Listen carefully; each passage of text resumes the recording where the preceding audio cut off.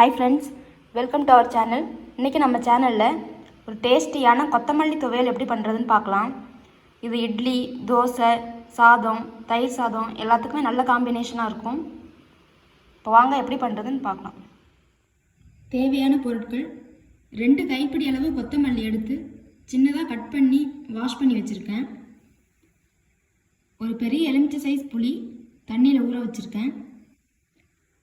7 வரமிளகாய், உப்பு தேவையான அளவு, தாளிக்கிறதுக்கு கடுகு, எண்ணெய் 6 டேபிள் ஸ்பூன்.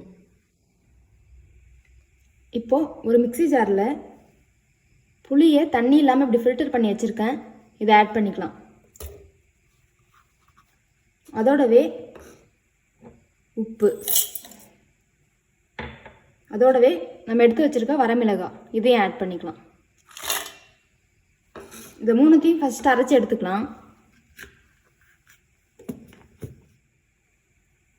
இப்போ இது ஓரளவுக்கு அரைப்பட்டுருச்சு. இப்போ இதோடவே நம்ம எடுத்து வச்சிருக்க கொத்தமல்லி ஆட் பண்ணிக்கலாம்.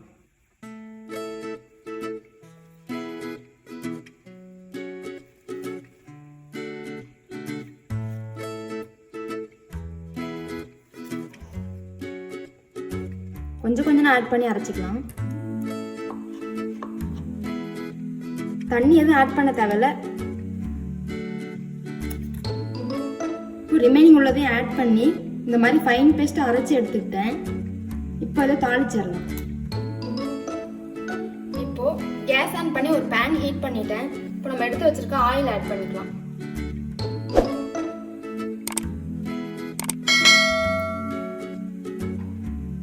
இந்த துவையலுக்கு ஆயில் நிறைய ஆட் பண்ணணும், அப்பதான் ரொம்ப நாள் கெடாம இருக்கும். ஆயில் நல்லா ஹீட் ஆயிடுச்சு. கடுகு ஆட் பண்ணிக்கலாம்.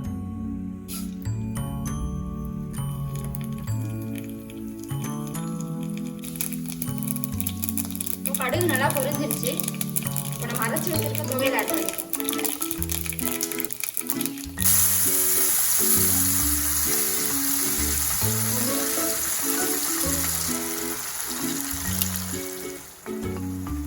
இது நல்லா மிக்ஸ் பண்ணிக்கலாம்.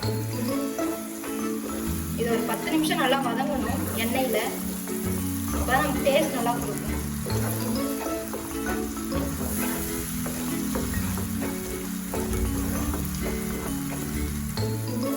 இந்த துவையலுக்கு புளிப்பு, காரம், உப்பு இது எல்லாமே கரெக்டாக இருக்கணும். அப்போதான் நமக்கு டேஸ்ட் நல்லா கொடுக்கும். இது ஒரு 5 நிமிஷம் அப்படியே மீடியம் ஃப்ளேம்லேயே இருக்கட்டும். ஒரு லிட்டு போட்டு க்ளோஸ் பண்ணிடலாம்.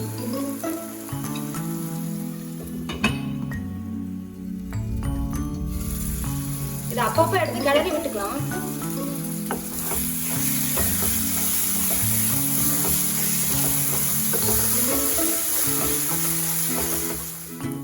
இப்போ இது 10 நிமிஷம் நல்லா எண்ணெயில வதங்கிடுச்சு. எண்ணெய் கூட பிரிஞ்சு வர ஆரம்பிச்சிருச்சு. கலர்லாம் சேஞ்ச் ஆயிடுச்சு. இப்போ நமக்கு துவையல் ரெடி ஆயிடுச்சு. இதை ஆஃப் பண்ணிடலாம்.